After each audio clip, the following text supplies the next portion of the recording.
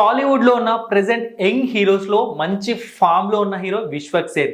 అంటే సినిమాని ప్రమోట్ చేసుకోవడమే కాదు, స్టోరీ సెలెక్షన్ కూడా చాలా డిఫరెంట్గా ఉంటుంది. తన తీరే డిఫరెంట్గా ఉంది. ఆ విధంగా ముందుకు వెళ్తున్నాడు. అయితే తను ఒక 2-3 సినిమాలను లైన్లో పెట్టాడు అనమాట రిలీజ్ చేయడానికి. సో అందులో ఒకటి గామి.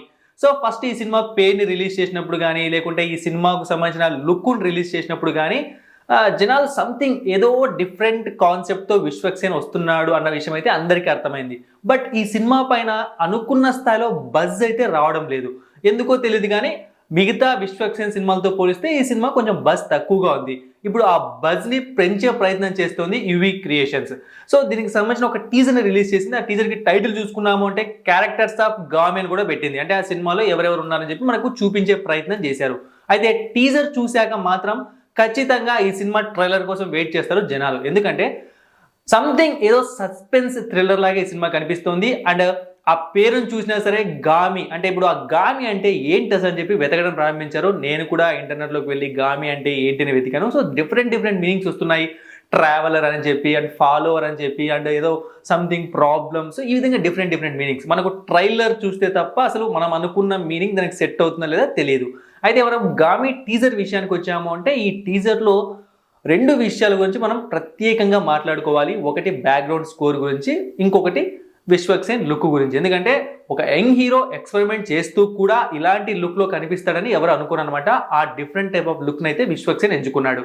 అండ్ ఫస్ట్ ఈ లుక్ని రిలీజ్ చేసినప్పుడు అగోరా అన్నారు, అదన్నారు, ఇదన్నారు. బట్ మనం టీజర్ చూశాక ఇది అగోరా కాదు, సంథింగ్ ఏదో ఒక ఊరికి సంబంధించిన స్టోరీ అనమాట. అండ్ ఈ టీజర్ స్టార్ట్ అవ్వగానే ఏదో మ్యాప్ ఓపెన్ అవ్వడం, సమస్యకు పరిష్కారం ఇది అనడం, దీన్ని బట్టి చూసామంటే గామి అంటే సంథింగ్ ఏదో ఆ మ్యాప్ని వెతుక్కుంటూ వెళ్ళేవాడు, అంటే ట్రావెలర్ లేకుంటే ఫాలోవర్, ఈ విధంగా మీనింగ్స్ వచ్చే అవకాశం కనిపిస్తుంది.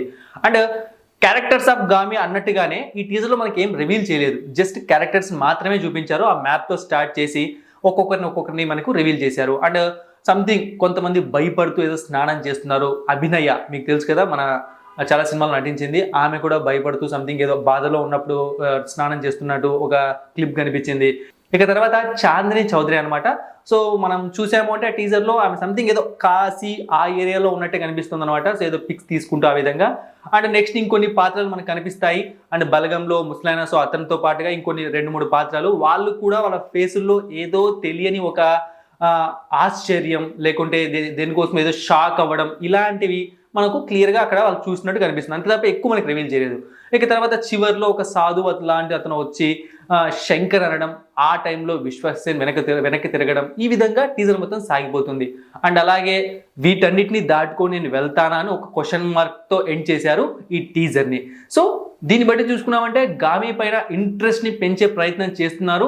నాకు తెలిసినంత వరకు విశ్వక్ సేన్ రంగంలోకి దిగితే ఇంట్రెస్ట్ పెరగడం పెద్ద మ్యాటర్ ఏమీ కాదనమాట. మనోడు అనుకోవాలంతే.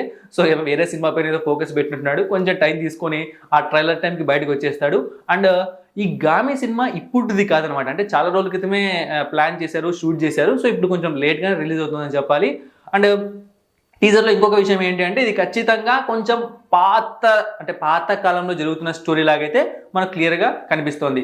సో మరి గామి టీజర్ చూసి ఎంతమంది ఎగ్జైట్ అయ్యారు, ఎంతమంది దీనికోసం వెయిట్ చేస్తున్నారు, కామెంట్ సెక్షన్లో తెలియజేయండి. Thank you for watching and supporting me.